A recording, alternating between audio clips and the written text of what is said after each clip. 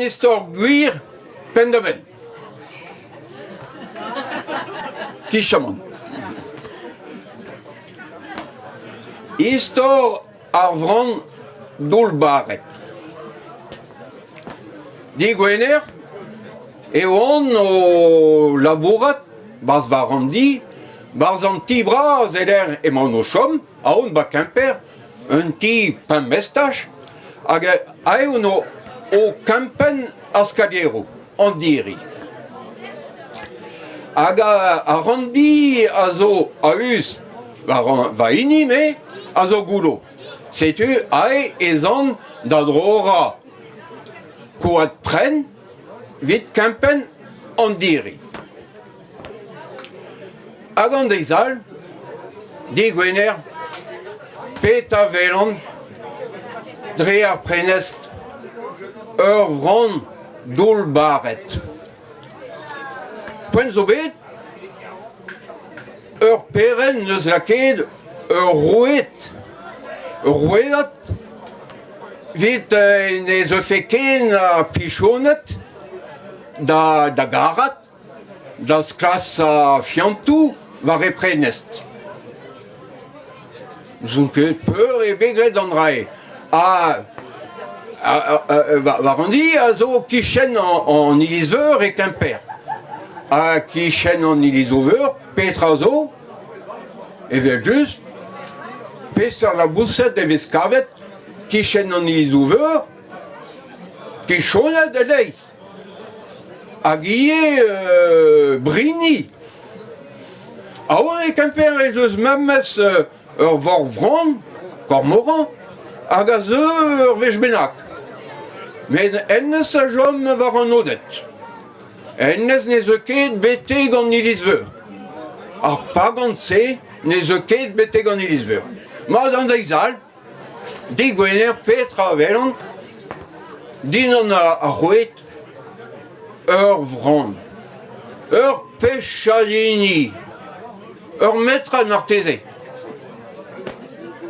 A posib oa bet dean mon din d'an ar c'hwet, met impossible evel just mon kuit. Ces ailes de géant l'empêchaient de passer. Ah mais, penskan evel maun, tamik pen kefeleg evel maun, et te change din, kemer un tom pren, un tom koat, vit diskoazean, peler an toul, vit mon kuit. Ne gomprene nintra eus pezouan o tiskleriadern. Setu. Ouais, oa di gwener. Nis a d'an mintin memestra, rui a oar an ischerioù tom a la kar priejou d'an emranka, hag ar sperejou da skanvad. Setu skan va speret dis a d'an mintin, et te ba va jonj, met pos e vefeyin, digeri ar prenest kostes su, digori ar prenechou kostes anternoz, hag ar vran, a baseo re a randi. Re oa din emestra kaout an ortre, gant ar peren. Vi vefe posib ar vran pase al vre a randi.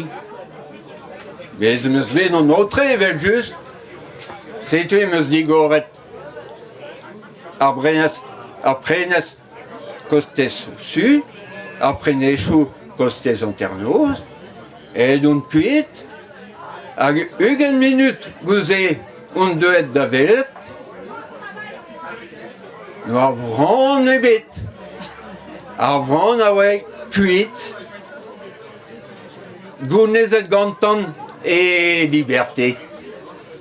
A dertanoz, pa un deuet en dro bas da randi, pa an o seri va prenecher, petra velon va rantial e lein antial, ur vran o roarzin, leiz e gof, hag o Robert ur serlagat, dime marteze, Vite la remercie.